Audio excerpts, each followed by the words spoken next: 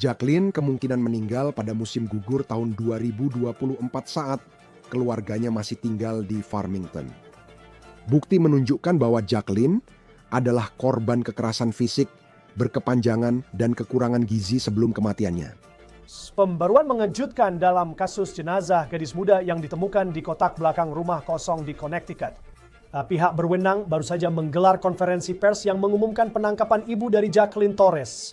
Wanita itu sekarang dituduh membunuh putrinya sendiri. Sebuah kematian yang diduga terjadi 1 tahun lalu namun baru ditemukan minggu lalu.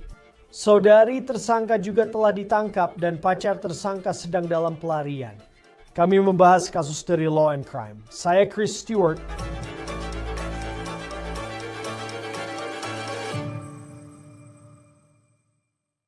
Saya sedang harus mulai dari mana dan karena apa yang kami dipelajari dari pihak berwenang di Connecticut soal kasus Jacqueline Torres sangat mengejutkan. Ini sangat menyedihkan, sangat mengganggu. Saya ingin menunjukkan kepada Anda terlebih dahulu sebelum kita masuk ke detailnya. Ini adalah Jacqueline Torres. Dia berusia 12 tahun. Pihak berwenang telah mengonfirmasi bahwa itu adalah tubuhnya yang ditemukan di dalam sebuah kontainer di luar rumah kosong di New Britain, Connecticut. Sisa-sisa jenazah itu ditemukan minggu lalu pada hari Rabu sekitar pukul 1 siang. Sekarang berikut adalah gambar rumah tersebut. Sekali lagi bahwa ini adalah rumah kosong yang sudah rusak. Pihak berwenang mengatakan jenazah ditemukan di wadah di halaman belakang dalam kondisi sangat membusuk. Sekarang pihak berwenang telah melakukan beberapa tes dan mereka telah memastikan bahwa sisa-sisa jenazah itu adalah milik Jacqueline Torres yang berusia 12 tahun. Torres menariknya kepada Bagu FSB bahwa dia tak punya hak asuh atas putrinya. Dia tinggal bersama ibunya Carla Garcia. Saya akan sering bahasnya lebih lanjut nanti. Tenaya Torres mengatakan ke stasiun televisi bahwa ia sudah berbulan-bulan tak melihat putrinya. Terakhir pada 29 Januari. Itu adalah ulang tahunnya yang ke-12. Jadi kami tahu ada pertanyaan besar di luar sana tentang sudah berapa lama sejak terakhir kali gadis ini terlihat oleh siapapun. Saya tidak ada yang bisa memperiana perkahwinan untuk pernyataan pihak berwenang di konferensi pers. Ini menurut WTNH TV. Penyelidik dari Departemen Kepolisian Farmington dengan bantuan dari Departemen Kepolisian New Britain telah menentukan bahwa Jacqueline kemungkinan meninggal pada musim gugur tahun 2024 saat keluarganya masih tinggal di Farmington. Bukti menunjukkan bahwa Jacqueline adalah korban kekerasan fisik berkepanjangan dan kekurangan gizi sebelum kematiannya.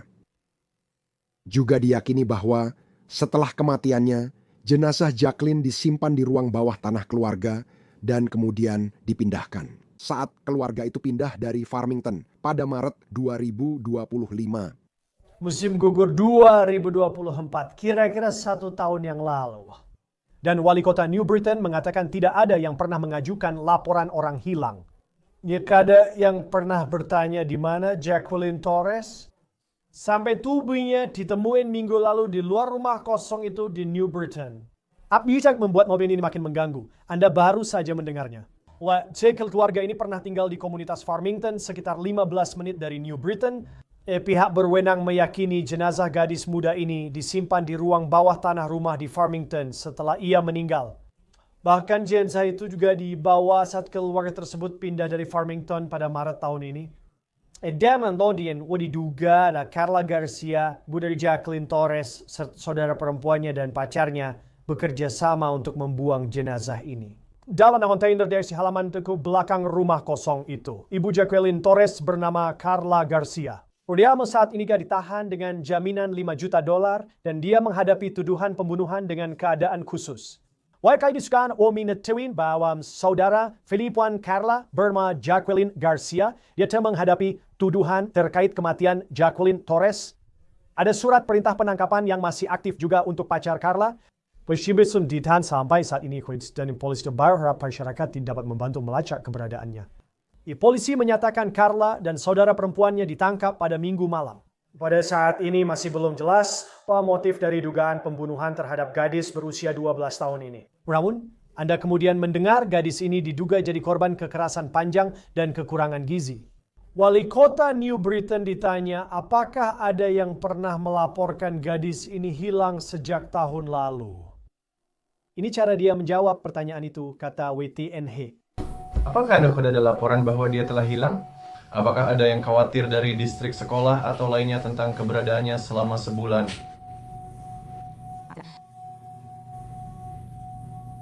Menurut pihak berwenang, Department of Children and Families terlibat dengan keluarga ini. Dan itu jelai menimbulkan bedanya pinar entertainment besar terkait pengawasan terhadap keluarga ini, terutama mengingat berapa lama diduga sejak dia meninggal. Bagaimana mungkin tak ada yang menanyakan keberadaan Jacqueline Torres selama setahun?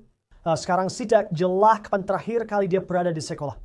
Kami memang tahu sebelum pengumuman bahwa Jacqueline Torres adalah korban dalam kasus ini, bahwa sekolah-sekolah New Britain merilis pernyataan yang mengatakan mereka tidak akan berkomentar secara spesifik tentang kasus ini, tetapi mereka mengetahui apa yang mereka sebut sebagai laporan yang belum dikonfirmasi bahwa korban adalah kutipan mantan siswa. Bibi Torres adalah Jacqueline Garcia. Dia tidak berdayan juga kecaman terhadap orang tibala usia 19 tahun. Dia istirahat dengan jaminan $1 juta. Pacar Garcia, namanya Jonathan Nanita, dan dia didakwa dengan pembunuhan dengan keadaan khusus serta menghilangkan barang bukti fisik. Kedua tersangka telah ditangkap. Carla Garcia dan saudara perempuannya dijadwalkan hadir di pengadilan besok di Connecticut. Berikut adalah pernyataan lebih lanjut dari pihak berwenang yang disampaikan belum lama ini, menurut WTNH-TV. Izinkan saya mulai dengan mengucapkan terima kasih kepada Anda semua karena telah bergabung bersama kami di sini hari ini. Sharing si konferensi pers ini dengan menyampaikan belasungkawa saya kepada mereka yang sedang menghadapi berbagai emosi dan frustrasi terkait dan yang mengelilingi situasi yang benar-benar mengerikan ini. Doa dan pikirannya kami tertuju kepada keluarga. Sejak awal, setiap instansi yang terlibat dalam penyelidikan ini telah berkomunikasi secara terus-menerus satu sama lain dan bekerja tanpa lelah untuk mencapai satu tujuan bersama. Saya bisa katakan tujuan kami selalu mencari keadilan bagi Jacqueline Torres. Saya ingin mengucapkan terima kasih kepada para pria dan wanita yang berdiri di belakang saya yang telah bekerja tanpa henti siang dan malam untuk membawa kita sampai ke titik ini. Ada begitu banyak rumor dan ketidakbenaran yang sangat mengkhawatirkan yang telah diposting di seluruh media sosial. Hargos ini, tujuan kami adalah memberi Anda sebanyak mungkin fakta. Dan sebagai catatan pribadi sebagai seorang ibu, saya merasa sangat mual berdiri di sini hari ini dengan apa yang akan kami sampaikan kepada Anda. Pada Rabu 8 Oktober, laporan aktivitas mencurigakan di 80 Jalan Clark, New Britain, masuk dari penelepon anonim yang meminta polisi merespons. Petugas sama sekali tidak tahu apa yang akan dihadapi. Penelepon ini melaporkan aktivitas mencurigakan di rumah kosong yang dikenal di lingkungan mereka. Rumah ini kosong lebih dari 2 tahun dan masih dimiliki pemilik dari luar negara bagian, yaitu New York. Tidak ada satupun dari Mauritius yang terlibat dalam kasus ini pernah tinggal di properti tersebut. Saya ingin berterima kasih pada penelepon pertama karena telah berani berbicara dan memiliki keberanian untuk mengatakan sesuatu. Tanpa panggilan awal itu tak ada yang tahu kita akan ada di mana sekarang. Saya ating undaki ke podium Ketua sa Dewan Kota Farmington, Joe Capodefero, sa usinsuyi maniyang Fekadafro sa kasal. Terima kasih Ibu Wali Kota Joe Capitafero, Ketua Dewan Kota Farmington. Saya tak banyak lagi yang bisa ditambahkan dari apa yang disampaikan Wali Kota. Pertama, saya selalu ingin menyampaikan belasungkawa kepada semua yang terdampak tragedi ini. Penyelidikan ini tak hanya berdampak pada masyarakat, tapi juga semua yang terlibat dalam menegakkan keadilan untuk Jacqueline. Saya selalu berterima kasih kepada Departemen Kepolisian Farmington, New Britain, Kepolisian Negara Bagian Connecticut, Kejaksaan Negara Bagian New Britain dan Litchfield, serta Kepala Medis Zamba. Saya serahkan kembali ke Wali Kota. Terima kasih Joe atas kemitraan dan kerja sama Anda dengan Kota Farmington. Imtina kami ng Kepala Kepolisian Kota New Britain, Matthew Marino, ke podium. Terima kasih Wali Kota. Yang pertama, saya atas nama seluruh pria dan wanita dari Kepolisian New Britain dan Kepolisian Farmington yang hadir di sini, saya ingin menggemakan pernyataan awal Wali Kota dan menyampaikan belasungkawa terdalam kami kepada mereka yang terdampak oleh tragedi ini. Tidak ada kata-kata yang dapat menjelaskan situasi seperti ini. Sejak 8 Oktober, Ducantanya setiap semoga penegak hukum yang terlibat adalah menegakkan keadilan. Meskipun informasi yang terbatas hingga hari ini jelas menimbulkan frustrasi di masyarakat kita, tujuannya adalah untuk menghindari potensi kerusakan terhadap integritas penyelidikan ini. Ia mengatakan ada penjelasan lain tidak adil bagi orang-orang di belakang saya. Ini bukan hal mudah bagi siapapun. Dan kita semua seharusnya meluangkan waktu untuk mengakui bahwa upaya mereka lah yang membawa kita ke titik ini kurang dari 1 minggu kemudian. Ya, sekarang saya ingin memberi sedikit gambaran garis waktu kepada semua orang. Petugas menemukan properti di Jalan Clark 80 ditetapkan sebagai tempat kejadian perkara. Setelah diskusi dengan kantor jaksa negara bagian New Britain, unit kejahatan besar distrik pusat polisi negara bagian Connecticut diminta membantu memproses tempat kejadian perkara ini. Saat itu jenazah yang ditemukan di kotak penyimpanan plastik sudah membusuk parah. Akhirnya pengaturan dibuat dengan kantor kepala pemeriksa medis untuk bantuan. Anggota divisi detektif kami terus mengumpulkan informasi terbatas yang tersedia untuk lebih menentukan garis waktu dan kemungkinan urutan kejadian yang mengarah pada respons awal kami. Morseus melalui penyelidikan yang kooperatif dan intensif yang melibatkan departemen kami, Departemen Kepolisian Farmington, Kepolisian Negara Bagian Connecticut, Kantor Jaksa Negara untuk Distrik Yudisial Litchfield di New Britain, dan Kantor Kepala Pemeriksa Medis. Anak yang ditemukan telah teridentifikasi sebagai Jacqueline Torres, 12 tahun. Sementara upaya kami terus berlanjut, kami diberitahu dan memantau beberapa informasi yang beredar di berbagai media sosial. Saya ingin membantah beberapa rumor. Tidak ada orang yang ditangkap lalu dibebaskan selama penyelidikan ini. Beberapa individu telah dibawa untuk diwawancarai pada waktu yang berbeda selama 5 hari terakhir. Tetapi tidak ada penangkapan resmi yang dilakukan sampai tadi malam. Semua permintaan informasi selalu ditanggapi. Informasi terbatas sejak Rabu diberikan setelah pertimbangan matang dan banyak diskusi dengan semua instansi terkait. Tujuannya hanya mencari keadilan untuk Jacqueline tanpa mengorbankan penyelidikan ini. Setiap pemberitahuan yang dilakukan telah dilakukan dengan hati-hati oleh petugas penegak hukum sesuai dengan pedoman negara bagian dan tidak dilakukan sembarangan yang bisa menimbulkan keraguan atau konflik terkait prosedur yang sedang dijalankan. Sekarang, saya serahkan podium kepada Kepala Paul Melhanson dari Kepolisian Farmington yang akan memberikan informasi tambahan.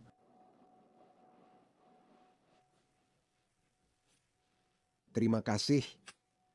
Penyidik dari Departemen Kepolisian Farmington dengan bantuan dari Departemen Kepolisian New Britain telah menentukan bahwa Jacqueline kemungkinan meninggal pada musim gugur tahun 2024 saat keluarganya masih tinggal di Farmington. Bukti menunjukkan bahwa Jacqueline adalah korban kekerasan fisik berkepanjangan dan kekurangan gizi sebelum kematiannya. Dipercaya setelah meninggal, jenazah Jacqueline disimpan di ruang bawah tanah keluarga lalu dipindahkan saat keluarga pindah dari Farmington pada Maret 2025. Sebagai hasil dari penyelidikan kami, 2 orang telah ditahan sehubungan dengan kematian Jacqueline. Ibu Jacqueline, Carla Garcia, ditemukan tadi malam oleh anggota kepolisian Farmington dan New Britain dan ditangkap berdasarkan surat perintah penangkapan. Menjeratnya dengan Undang-Undang Umum Connecticut Pasal 53A, 54B, yaitu pembunuhan dengan keadaan khusus beserta beberapa dakwaan tambahan lainnya. Saudari Carla, Jacqueline Garcia, juga ditangkap dan didakwa dengan Undang-Undang Umum Connecticut Pasal 53, 20 tentang kekejaman terhadap orang di bawah usia 19 tahun, beserta dakwaan terkait lainnya.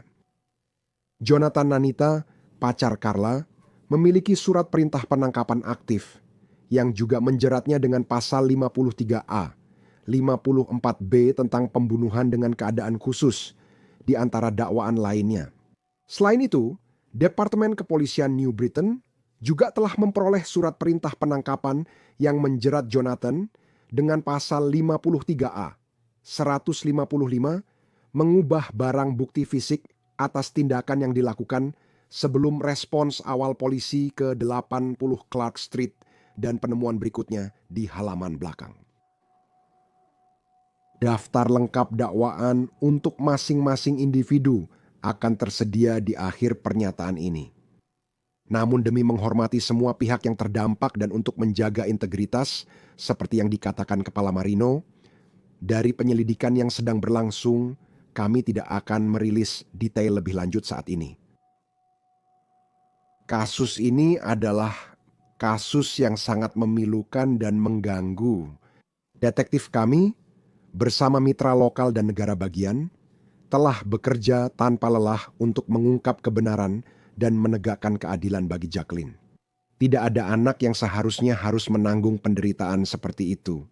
Atas nama Kepolisian New Britain dan Farmington, kami menyampaikan belasungkawa yang sedalam-dalamnya kepada semua yang terdampak oleh tragedi ini. Patricia Gaseh, Kepala Polisi. Hari ini adalah tentang memberikan fakta-fakta yang kami miliki dari sini. Sistem pengadilan akan mengambilnya dan menuntut sesuai dengan hukum yang berlaku seberat-beratnya. Ya, saya ingin sekali lagi menyampaikan belasungkawa yang sedalam-dalamnya kepada keluarga dan teman-teman Jacqueline Torres. Sekarang saya buka sesi tanya jawab. Bisakah Anda memberitahu kami tentang jaminan pada para individu tersebut? 5 juta.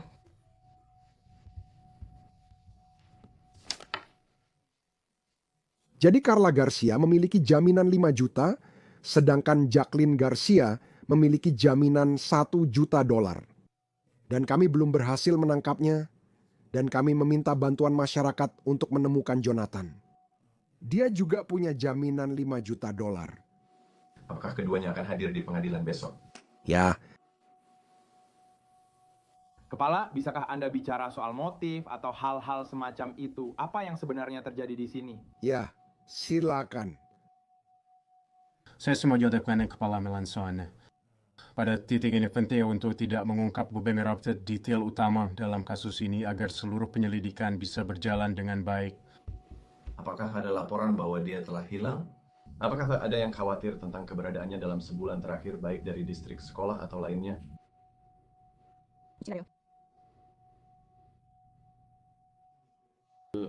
Bisakah Anda berbagi informasi terkait catatan kriminal atau interaksi sebelumnya dengan penegak hukum dari pihak yang terlibat?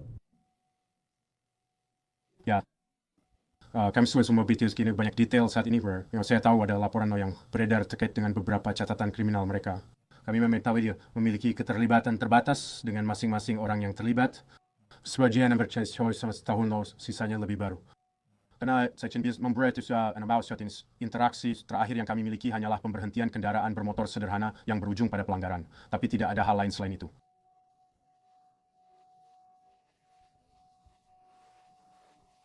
Mari mereka, Anda telah ingin mengambil yang itu di sana, apakah Anda mau? Saya tahu Anda tak bisa memberi detail, tapi apakah Department of Children and Families pernah menangani kasus sebelumnya? Ya, Department of Children and Families terlibat. Sebelum kejadian ini mereka memang sudah terlibat dengan keluarga itu? Ya, Apakah ada anak kedua yang terlibat? mungkin saudarinya bisa kita bicarakan ini. Sejauh penyelidikan lain yang berjalan, tidak ada laporan lain yang melibatkan anak-anak lain yang terlibat.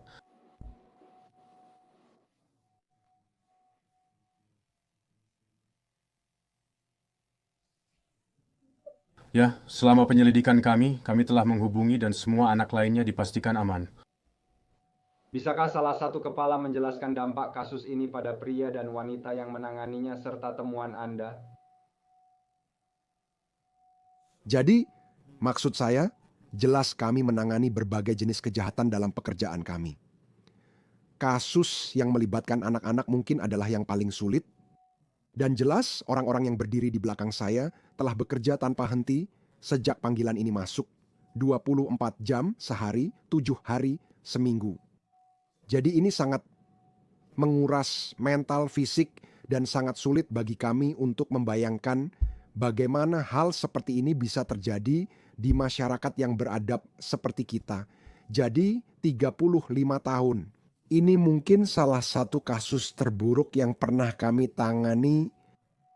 Saya rasa fakta yang Anda miliki bahwa dia mungkin sudah meninggal sejak lama dan disembunyikan sudah cukup menunjukkan kepada Anda apa yang sedang kami hadapi di sini.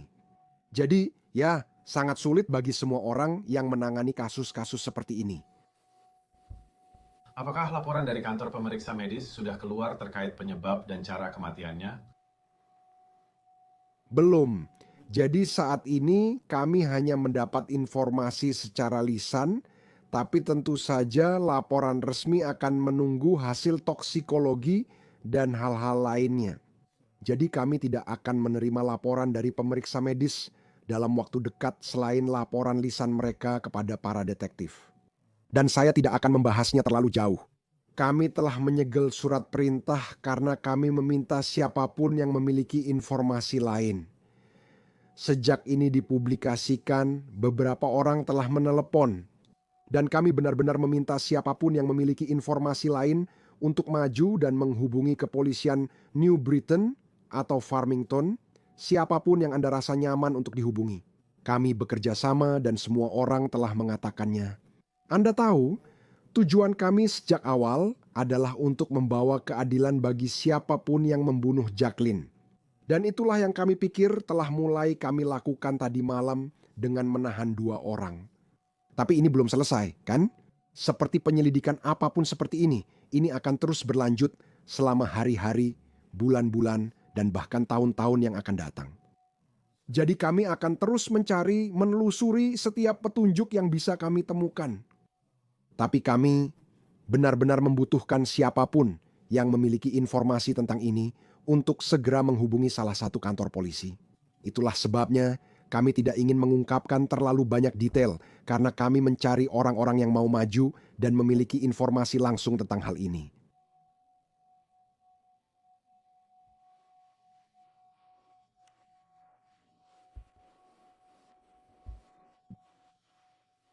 Tidak secara spesifik. Memang memiliki seperti yang disebutkan wali kota penelepon awal yang menelepon masuk. Itu adalah keadaan dan detail yang merupakan bagian dari keseluruhan penyelidikan. Sekali lagi, kami berterima kasih kepada penelepon tersebut karena telah melapor. Dibutuhkan banyak keberanian untuk melakukan itu berdasarkan apa yang telah kami pelajari sejak respons awal kami. Namun menurut Kapolres Melanson, banyak detail penting akan tetap menjadi bagian kasus ini selama pengadilan. Apakah rasa Anda bisa memperjelas siapa yang diduga membunuhnya dan siapa yang kemudian diduga memindahkan jenazahnya ke New Britain?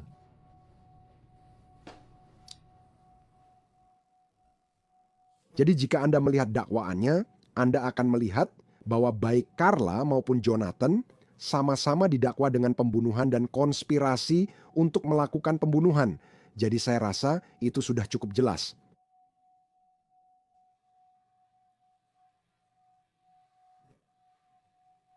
Ya, dan nanti akan saya berikan kepada Anda. Ada beberapa salinan siaran pers yang sebenarnya memuat foto-foto mugshot-nya, dakwaan untuk 2 orang yang ditangkap, dan juga dakwaan untuk Jonathan beserta keterangan-keterangannya.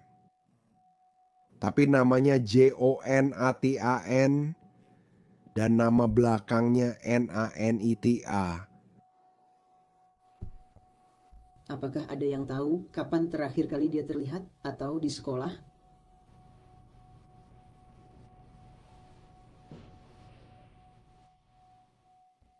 Saya akan sangat berhati-hati dengan kemana kita akan membawa hal itu. Itu adalah bagian besar dari penyelidikan. Ada beberapa proses informasi yang muncul antara dipindahkan dari satu sekolah ke sekolah lain hingga akhirnya belajar di rumah. Jadi saya tidak memiliki rincian pastinya tentang itu. Tapi banyak detail-detail tersebut berasal dari langkah-langkah investigasi yang dilakukan oleh para pria dan wanita di belakang saya. Dan termasuk dalam 2 surat pernyataan yang diajukan ke kantor jaksa negara bagian serta seorang hakim. Suatu ketika seseorang mengaku menjalani homeschooling. Bennett. Sekarang Anda juga menyebutkan pada bulan Maret 2025 keluarga itu pindah, jadi jenazahnya juga dipindahkan. Mereka pindah kemana? Apakah kita tahu kota apa? Sekali lagi, itu juga merupakan bagian dari penyelidikan besar-besaran ini yang ingin kami jaga detailnya tetap menjadi bagian dari surat pernyataan.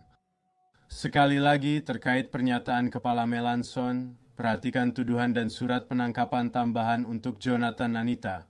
Dia didakwa menghilangkan barang bukti terkait sebagian besar pertanyaan Anda. Apakah dia terkejut dengan apa yang dia temukan? Apakah begitu? Keduanya ditahan tanpa insiden. Wawancara tambahan dilakukan, lalu mereka diserahkan ke kepolisian Farmington dan dijadwalkan ke pengadilan besok. Pengadilan yang mana, Disney? Litchfield.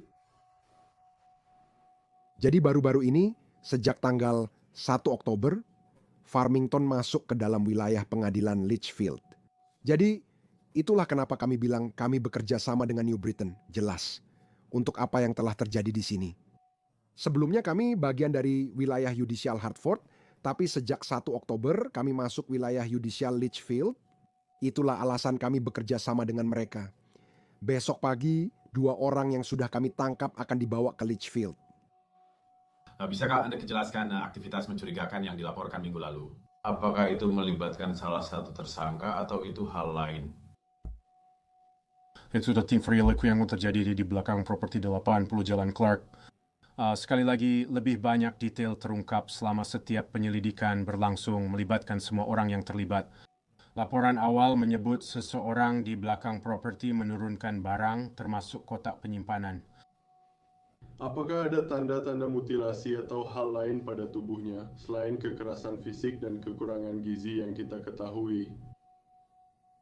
Sejawat yang kami tunggu, tak ada. Lisa, untuk langsung menjawab pertanyaanmu tentang sekolah. Sekolah terakhir yang tercatat yang dia jalani adalah sekolah rumah. Terima kasih. Apakah ada alasan tertentu sejauh ini mengapa properti ini yang dipilih untuk mendeskripsikan jenazah ditinggalkan? Tidak ada hubungannya. Properti itu tidak ada hubungannya. Kami pikir itu hanya properti yang pernah ditinggalkan di lingkungan itu. Dan pemilik propertinya adalah tuan tanah yang tinggal di New York. Jadi dengan implikasinya di sini adalah dia sedang menurunkan kontainer ini beberapa hari yang lalu dan seseorang melaporkannya.